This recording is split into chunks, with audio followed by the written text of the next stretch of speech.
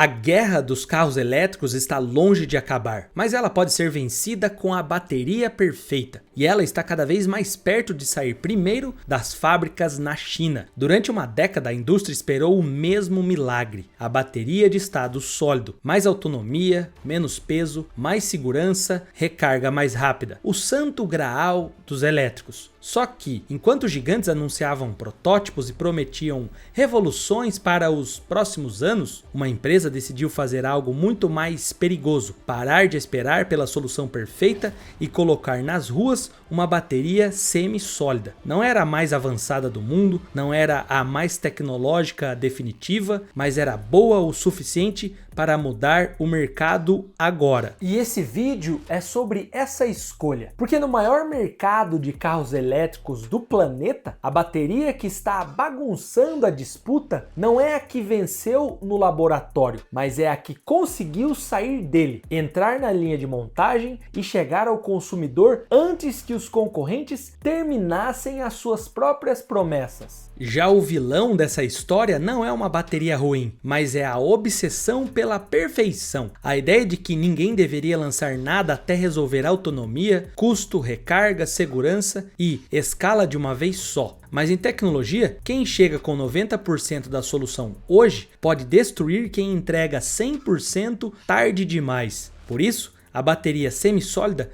não encerrou a guerra porque é perfeita. Ela pode ter encerrado porque mostrou que, nos carros elétricos, vencer não é inventar o futuro mais bonito, é fabricar o futuro antes dos outros. Guerra das baterias.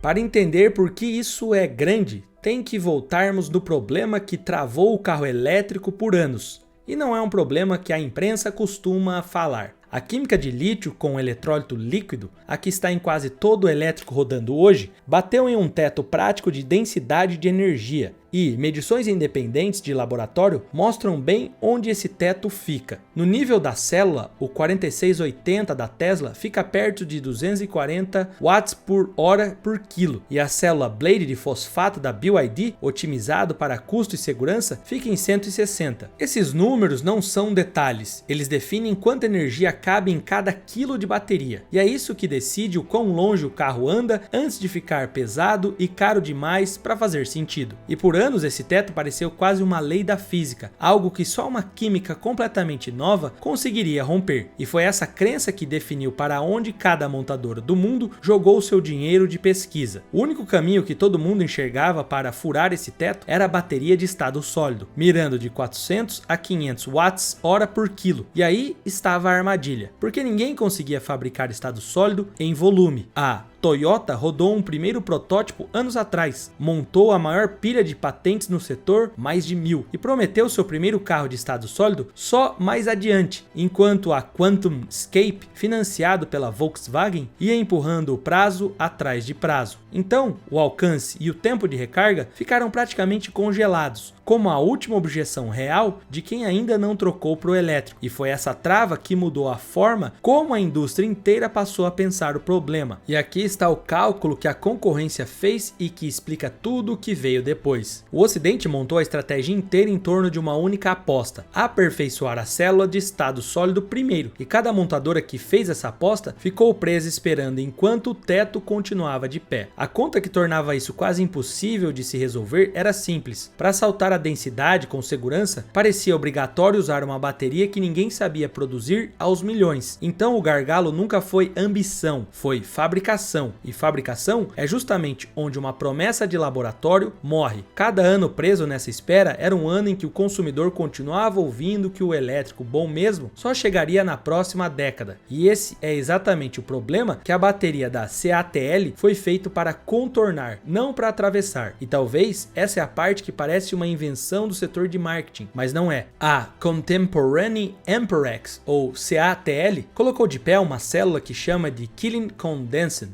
a versão comprimida, e o que ela promete soa como uma ficção, um sedã executivo com autonomia de 1.500 em uma única carga, um pacote de bateria pesando menos de 650 quilos, e uma afirmação de segurança que a própria empresa faz, de que dá para cortar a célula ao meio sem que ela vaze líquido ou pegue fogo. Antes de qualquer especificação, pensa no que isso significa na prática, na rua, no dia a dia, porque o último motivo de verdade para hesitar diante de um elétrico é o medo de ficar sem carga, longe de tudo, abandonado no meio da estrada. Simplesmente isso sumiria do mapa. E o motivo disso não existir até agora está na natureza da célula. Ela foge do estado sólido, trocando o eletrólito líquido volátil por um gel comprimido, um desenho semissólido que ainda roda química NCM. Não é a bateria perfeita que todo mundo prometeu, é a bateria possível que alguém finalmente decidiu construir. E essa diferença entre o perfeito e o possível é o centro de tudo. O número que vem agora é o que a concorrência não diz em voz alta. Segundo a própria CATL, essa célula entrega 350 watts-hora por quilo contra 280 da geração NCM, mais recente da mesma empresa. Um ganho de cerca de 25% no nível da célula de uma geração para outra, e faz isso com 760 watts-hora por quilo de densidade volumétrica, o que significa mais energia ocupando o mesmo espaço físico dentro do carro. Vale separar as coisas aqui, porque a CATL tem vários produtos de nomes parecidos e é fácil misturar tudo em um só. A Killing original era só arquitetura de pacote. A forma de empacotar as células com 255 watts-hora por quilo na versão primária estreou nos ZR009 e 001 e chegou a ser eleita uma das invenções do ano pela revista Times, mas era inovação de empacotamento, não de química. A geração mais recente da Killing, também em uma NCM, fica em 280 watts-hora por quilo, com um pacote de 125 kW, pesando 625 quilos, uns 255 quilos mais leve que um pacote de fosfato equivalente, e pico de potência perto de 3.000 kW. A Condensed, a semissólida de 1.500, é ainda outra coisa, e já roda nos eVTOLs de 5 toneladas da Autoflight, embora o prazo para chegar em um carro de rua ainda não esteja fechado. Mas é aqui que a conta para de fechar para o outro lado, dos rivais, porque tem um detalhe que redimensiona a promessa inteira. Esses 1.500 são medidos no ciclo chinês, CLTC, o mais otimista que existe, e o CLTC costuma inflar entre 30% e 45% em relação ao mundo real. Então o número honesto fica perto de 1.050 km. Continua sendo de fato o melhor amigo da categoria com folga, só não é os 1.500. E essa honestidade importa mais do que o exagero. A concorrência não chegou aqui por um motivo simples. Ela estava construindo estado sólido no laboratório, enquanto a CATL fabricava semissólido em escala. E o que acontece a partir daí é o que realmente tira o sono do outro lado da disputa. Alcance e recarga eram a última objeção de quem hesitava. E quando você apaga essas duas coisas em escala, você tira o motivo que fazia a pessoa adiar a troca para o elétrico. Então a reação em cadeia começa direto na concorrência. As montadoras que apostaram tudo em estado sólido agora encaram um rival entregando densidade boa o suficiente mais cedo e mais barato. E isso força uma escolha desconfortável. Ou acelerar um processo de laboratório ainda mais arriscado, ou adotar o próprio semissólido que elas tinham tratado como uma solução de segunda linha. Qualquer uma das duas saídas custa caro e custa tempo. E tempo é a única coisa que a concorrência não tem de sobra, porque cada mês parado é mais um carro chinês de alcance longo entrando em um mercado que era para ser o próximo passo deles. Contudo, aqui está a parte que amplia o problema para elas, porque não é uma bateria isolada, é uma pilha de tecnologia saindo ao mesmo tempo. A BYD colocou a Blade 2.0 no SEAL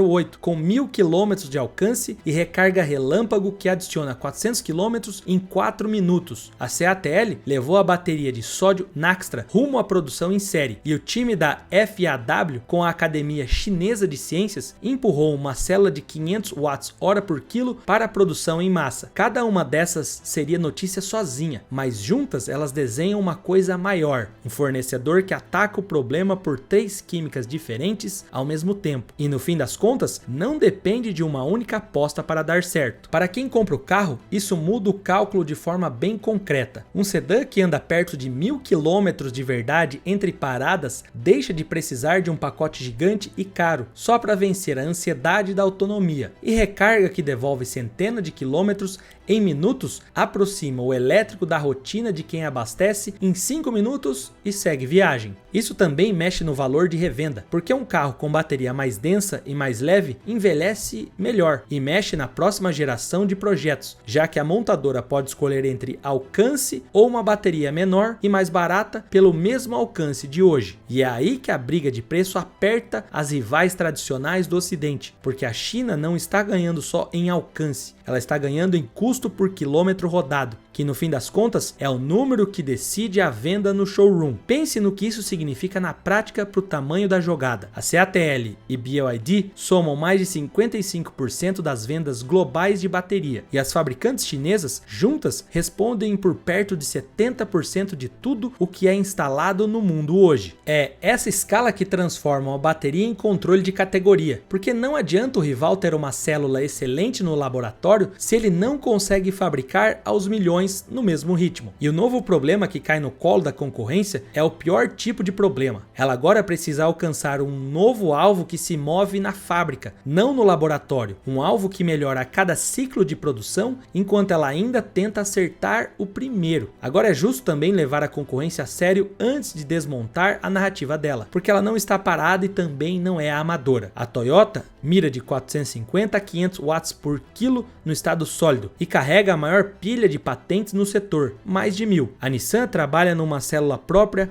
à base de enxofre. A Quantum Escape já rodou sua bateria numa moto. E a americana Factorial, que fornece para a Mercedes e para a Stellantis, entregou um teste de mundo real passando de 1000 km, com uma rodada de cerca de 1.200 km em um Mercedes EQS. Isso são evidências de verdade. O Ocidente não está morto nessa corrida, e fingir que está seria o tipo de erro que a própria concorrência comete quando subestima a China. O ponto é que essas provas são reais, mas são pontuais. Uma rodada de teste aqui, um protótipo ali e prova pontual é uma coisa muito diferente de linha de montagem cheia. A vantagem escondida do lado chinês nem está na química em si, está no músculo de fábrica que transforma uma célula boa em uma célula onipresente. Essa é a parte que patente nenhuma resolve no papel. A narrativa pública deles é limpa e convincente. O estado sólido é o objetivo final, e quem chegar lá primeiro vence a década. Mas aqui há algo que frequentemente fica de fora, e é uma confissão que vem de dentro do próprio lado de quem corre mais rápido. As próprias CATL e BYD, que lideram o campo, colocam o estado sólido de verdade só em demonstração daqui a alguns anos, e produção em massa só bem mais para frente. Quando as empresas que mais entendem do assunto admitem, sem alardes, que o objetivo final ainda está a anos de distância, isso te diz uma coisa que a propaganda esconde. A célula de compromisso nunca foi um plano B, ela sempre foi o plano principal. A concorrência entendeu tarde o que a China entendeu antes, que fabricar hoje uma coisa boa o suficiente vale mais do que esperar amanhã pela coisa perfeita. Agora aqui a parte honesta, a que separa promessa de produto, porque essa bateria carrega riscos reais e esconder isso seria repetir o erro do outro lado. O caminho NCM é pesado em cobalto, e isso traz de volta exposição de custo, de cadeia de suprimento e de mineração problemática, justamente a exposição da qual o fosfato tinha conseguido escapar. Então a célula mais densa cobra um preço que a mais barata não cobrava. A célula semissólida também ainda carrega líquidos em parte. Ela não é o cálice sagrado à prova de fogo que o estado sólido promete ser, e aquela afirmação de cortar a célula ao meio sem vazar continua sendo uma afirmação da própria fabricante, não uma verificação independente. Tem ainda o histórico do setor, porque o anúncio de avanço em bateria quase sempre promete demais e, revelado, não é o mesmo que estar à venda. Essa célula está confirmada nos eVTOLs, ainda não num carro de rua produzido em massa. Mas existe um contra-argumento sólido, e a conta de fato fecha mesmo com todas essas ressalvas. Mesmo descontando o número para o mundo real, perto de 1050 km, e mesmo tratando a célula apenas como uma etapa intermediária, ela ainda supera em densidade qualquer pacote ocidental que esteja de fato rodando nas ruas, e faz isso na escala de fabricação da CATL, que é a parte que o rival não copia rápido, porque copiar escala leva anos e bilhões, não uma licença de patente assinada em um escritório. É isso que deveria preocupar de fato o Ocidente. Enquanto empresas da Europa e Estados Unidos ainda tentam aperfeiçoar baterias de estado sólido em laboratório, a China já está colocando a tecnologia que funciona hoje dentro de fábricas, carros e linhas de produção. E toda vez que uma fábrica chinesa roda, o produto melhora, fica mais barato e chega mais perto de ocupar o mercado inteiro. No fim, a disputa não é apenas sobre quem vai criar a bateria mais avançada, é sobre quem vai chegar primeiro com a bateria boa o suficiente, barata o suficiente e produzida em quantidade suficiente para virar padrão global. Porque o cenário que assusta a concorrência não é um protótipo futurista em uma feira de tecnologia, mas sim um sedã comum vendido para famílias com autonomia maior do que muitos carros ocidentais prometem hoje. Tecnologia já funcionando nas ruas e uma cadeia industrial capaz de fabricar milhões de unidades. A densidade de energia, a autonomia, o custo e a escala precisam existir ao mesmo tempo. É nisso que a China está tentando vencer, não esperando pela bateria perfeita, mas fabricando em massa uma bateria que resolve o problema do consumidor agora. A guerra pode não ser decidida por quem inventar a tecnologia mais impressionante, pode ser decidida por quem transformar a tecnologia possível no carro que todo mundo consegue comprar. E isso várias fabricantes já vêm tentando fazer, como a Chery, que surgiu de uma mentira. Foi proibida, mas ainda assim se tornou uma das maiores vendedoras de carros atualmente. Mas como? Bom, meu caro, eu te respondo tudo nesse vídeo que já começou na sua tela. Eu te vejo já.